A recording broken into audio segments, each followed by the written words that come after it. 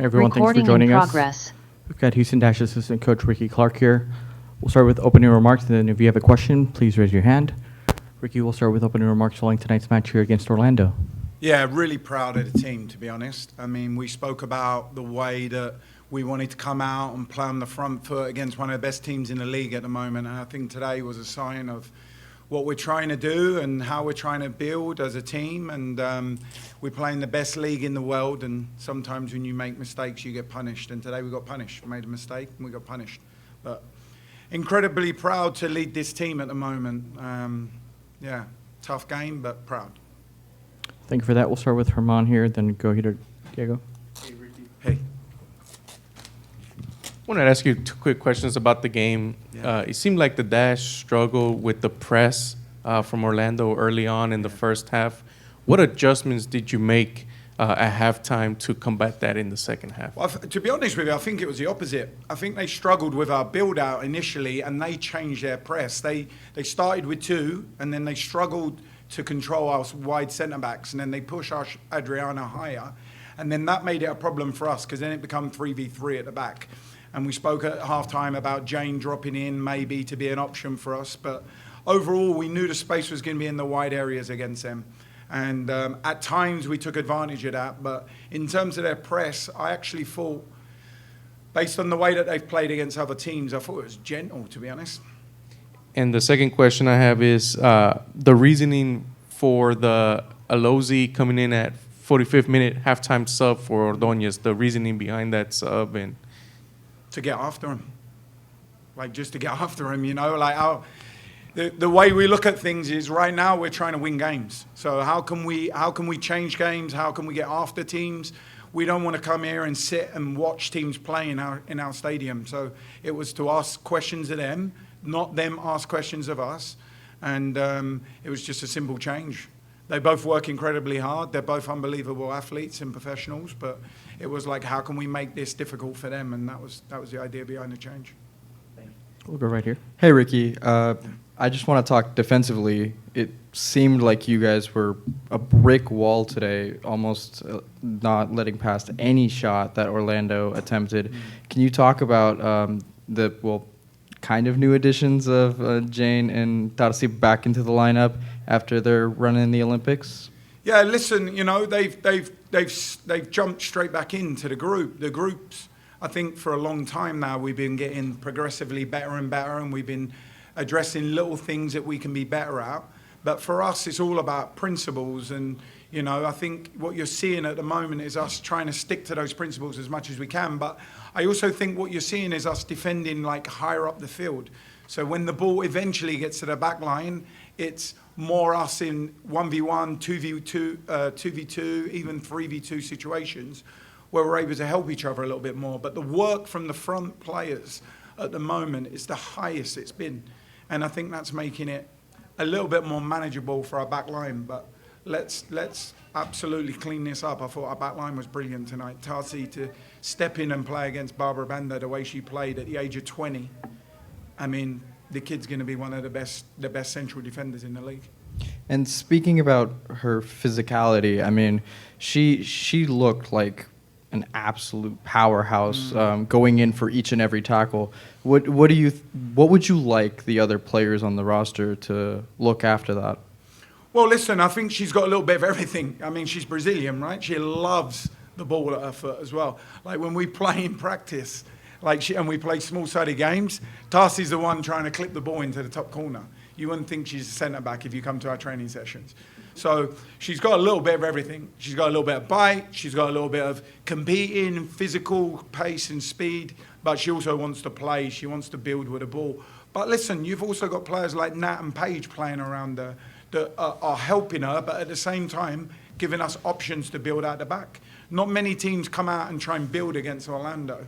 A lot of the times it's very direct. And I think tonight what you saw was we tried to do a little bit of both. And for us, we're fortunate. We got the ability to change our wing backs. We got the ability for players to come into the back line. If you look at the summer series, JY played really well in the back line. So right now, if I'm being completely honest with you, when I'm choosing a team, it's incredibly difficult. We got players who are playing at a high level, and for me, it's about making tough decisions. Coach, good evening. Appreciate We'll let you get a drink, Coach, of course. You deserve it. Earlier, we're talking about the defense, but talk to us about what we can all learn. Often today in the match, I found watching only Tarsi versus Banda, and both of them being excellent footballers. There's a difference in age and experience, but I got lost in the way they were preparing on both sides of the ball. Does that make sense? Yeah, I mean, listen, I think it goes back to, for us, it was all about how can we play around Orlando. There was times when we knew if we played central, we would make it difficult for ourselves. But we talk about courage a lot. We talk about playing with courage, and courage is doing something you know is difficult, but you do it anyway. And if we can play with that mentality, and we can play with that control, and we can control the tempo, draw teams in and find the pockets, we're going to be okay. But you also have to, when you're playing against players like Banda, and let's not forget Marta, we know that if it's one pass wrong, one person in the wrong position, that they're going to potentially bury us. And I think that's what happened in the first half. They never really played around us in the first half. They never really played through us. It was a lot of transition moments from us giving the ball away. And we spoke about that at half time. We said, hey, if we cut out the transitional moments, it's going to be a different game in the second half. And it was, I think, up until the goal. When they scored, they made it very difficult for us. That's why they're one of the best teams in the league at the moment. Speaking of transition, Coach, from defense to attack on the dash team, I see improvement, but there's still times when there's really not many options there. What are you working on to make that more of a collective move? Is that a fair question? I don't know if I agree with it, but I'll answer your question. No, I just think there's times, again, it goes back to we're playing the best league in the world. And one of the things we spoke about, one of the points that was on the board before the game was you have to have the ability to adapt. And at times you have to realize that we won't play, we won't be able to do what we want to do. And how do we adapt? How do we find another way? And I think today that was perhaps one of our challenges. We definitely had shape. We played from side to side. Second half, we spoke about being a little bit more vertical and playing with depth. But in general, I think I was very proud of the fact that we stood toe-to-toe with one of the best teams in the league right now. Hi, Ricky. Okay. I wanted to talk about something at the end of the game. Andressa sinks to the floor. Yeah. She looks really upset. Few people come over, wish her the best, say, that miss doesn't really matter. I mean, the result, but the miss, I think, was probably playing on her mind. You come over, you pick her up, and you say, well, I guess that's my question. What did you say to her, and kind of like, what did you see in that moment at the end where she was kind of isolated on her own on the floor? Well, listen, I think the momentum of the game, if we score at that point, it changes everything. But one thing I would say is Andressa's been there and done it. She's played at the biggest clubs in the world. She's performed at the biggest clubs in the world. She's played on the world stage. And there's times when they're a human. They get upset. They're just humans. As well as players, they're just humans. And you have to recognize those moments. And I went over to her and I said, get your head up. We move on to the next game. For us, it's all about one game at a time at the moment. We weren't thinking about if we win, we move into this position. It was like when we play Orlando on Friday, this is what we're going to do. And now Orlando's done. We move that to the side and we move on to Utah and focus on Utah. But for Andressa, she just can create something out of nothing. And she's so passionate. She works incredibly hard.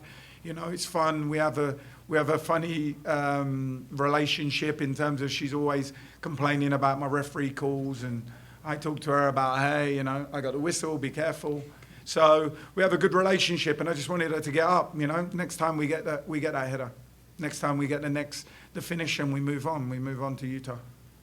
And just a little bit more on kind of the mood in that huddle at the end. Like, what other emotions were you seeing from other players? Maybe some players down, some players up, some players looking for pride. What were the kind of other features of the group at full time? Well, I think if you was in the huddle, you would have probably seen a group that knows that they pushed them all the way, and that's all we ask for. We speak about, trying to make sure that when people walk off this field that their lungs are burning because they've given everything against us. And I got to tell you, there's going to be probably a few people in the treatment room for Orlando. It's going to be a few stiff legs when they get off the plane in Orlando. And that's what we wanted to do, right? We didn't want to come here and sit back and let a team try and dictate to us. And I think tonight, one of the things you see was us get after them and make it incredibly difficult. They didn't play the way they wanted to play. They played different. They changed their press in the first half. These are all things that we can reflect and say, we've done an unbelievable job. And in the huddle at the end, I said to the group, it's exactly what I said to the group, if you give the club that commitment, we will move up this table. No shadows of a doubt. We will move up the table if we play with that type of commitment. So that's what I expect. We set the bar, we set standards. We talk about being accountable to standards all the time, and the team set the bar. You know, we're back. We're going to get after it. We're going to get after Utah, and we're going to keep going. We're not going to feel sorry for ourselves. That's not happening in this house. Anything else for Ricky before we wrap up? Danny? Hi, Ricky, Danny. Well, first of all, as you said, defensively, you have a great team. We've seen it improve during the season. From today, what do you take thinking on the next game offensively? Because you can tell the change of the plays that the players made after the first goal on the second half. Yeah. So what else are you expecting there to close that last third of the field?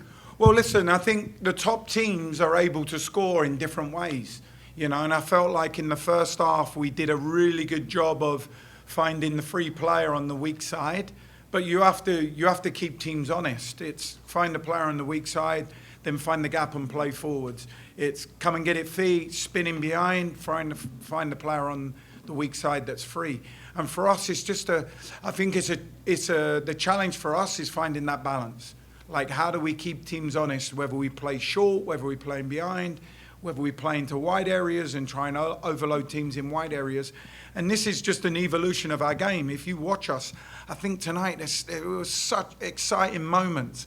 You know, like I was jumping up and down in the technical box. I turn around, the fans got their hands on their heads. This is the type of soccer you want to see in this stadium. And I think we're delivering that. The best teams deliver it consistently. And that's the thing we talk about. Consistency, consistency, consistency.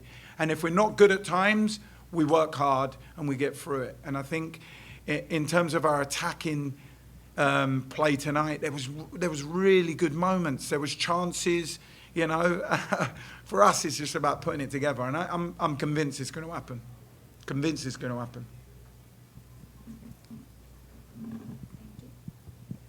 Okay, I think we'll wrap up with that one. Ricky, thank you very much. Appreciate it, folks.